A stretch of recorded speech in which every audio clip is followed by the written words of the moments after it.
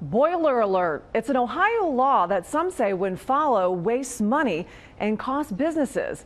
It's all about boilers and regulating those huge industrial ones used in large facilities like hospitals and manufacturing plants. In tonight's Waste Watch report, Mike Kellmeyer has more on the costs of rules and regulations. Fire, steam, and Ohio law.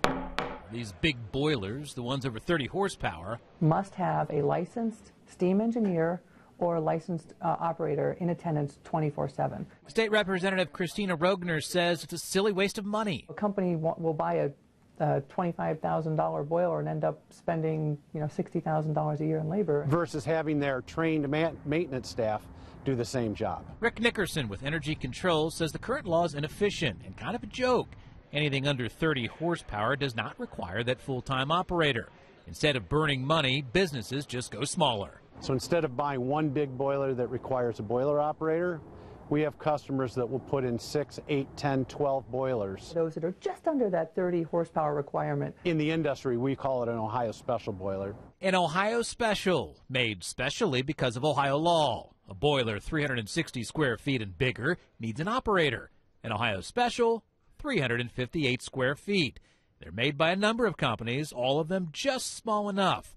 A Bank of Ohio Specials may be less efficient than one big boiler, but it gets around the expensive law. A law, by the way, enacted before the Titanic sank. And when William Howard Taft was president, fittingly, an Ohioan.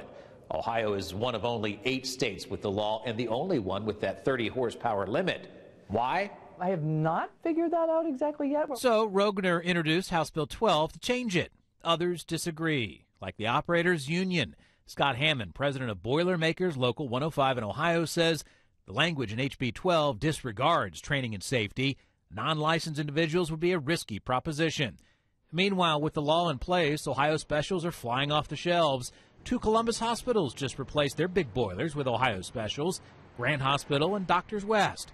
The move makes so much sense. The state of Ohio is doing this too. It's not just industry, it's the state. That's right. Even the state is smart enough to avoid their own law. Just one example, at the University of Toledo, they save money by removing boilers that require operators and putting in Ohio Specials. The boiler operators in Toledo were given other jobs on campus. Meantime, House Bill 12 does specify the boiler must meet safety standards to be exempt from the operator requirement. We'll keep you updated on any progress as lawmakers move on that bill.